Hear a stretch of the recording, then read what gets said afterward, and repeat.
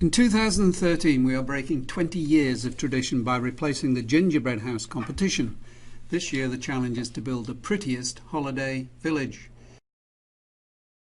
Here are the houses, trees, people and other accessories we will supply to your team. And here are the other building materials you will all have.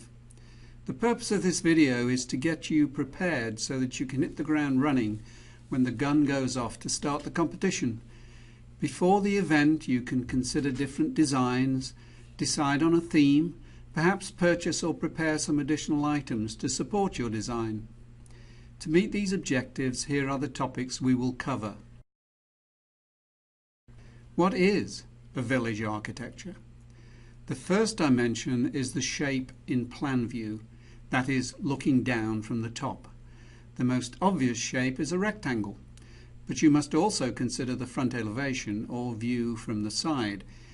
You could have a boring flat village with all the houses on one flat surface, or you could get inventive and have hills, a single hill which rises up to the middle, or a more complex topography. If you don't like corners, use a circle, which can also have a wide variety of vertical shapes. How about an ellipse?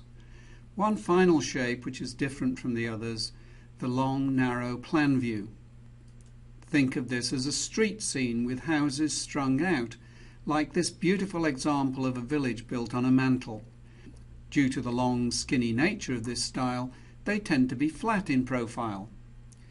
With these village architectures in mind, let's look at how you can build the base for your village. Your kit contains a piece of foam core board 30 inches by 40 inches, which can be used as is. But you may find this on the large size, so we suggest cutting it down to be a 30-inch square, or a 30-inch circle, or perhaps a 30 by 40 ellipse. For a street scene or mantle village, cut the supplied board in half to make a 40-inch long strip 15 inches wide. That should work well. Your base can also have a background. These work particularly well on street scenes. Here you can use the other half of the supplied board, which was just cut off, to make a backboard on which you can paste the background of your liking.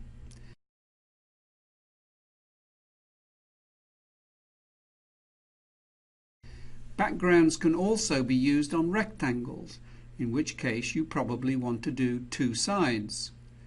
Circular and oval villages can be made to go on a coffee table and be viewed from all sides, or you could design them to be viewed from one side and use a background even on these. Here we are in the agenda, so now it's time to talk topography, or lumps. A flat village could be pretty, but could be enhanced even more if the houses were at different levels. First, note that slopes are not a good thing. Houses need to be vertical and will look silly even on a slight incline.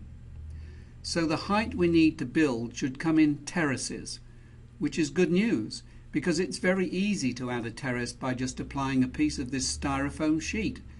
Then a second terrace is just as easy, and all the houses look natural on all the levels.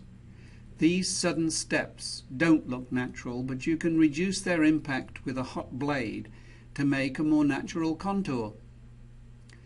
One rule of thumb we would recommend is don't try to make dramatic height changes. At this scale, the hills will look better if they are never as high as a house. Let's add some snow to our scene.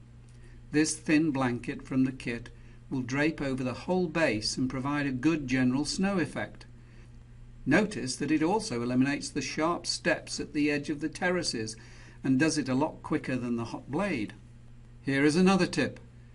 Making the snow blanket work well across level changes is tricky. Allow time for careful adjustments involving cutting darts to remove excess material, using the hot knives to avoid some sharp corners, so as to obtain a smooth layer before fixing it down. There are other materials available for decorating, including this very thick snow and this fascinating glitter straw. Both of these items have possibilities, but should probably be used sparingly. When it comes to final assembly, we would encourage you to fix everything down using good old Elmer's in the form of these glue sticks. Glue the terraces to the base, glue the snow to the base and the terraces, then glue the houses, people and other decorations to the snow. But notice we said glue during final assembly. Here is a strongly recommended tip. Build your village as a dry assembly. This will allow you to make adjustments, like adding an extra terrace or changing the location of a house. These changes will be much more difficult if the snow is already glued down. When you're happy with the overall look of your village, take some photographs from every angle, then take it apart while making construction marks to help while you reassemble it, this time with glue.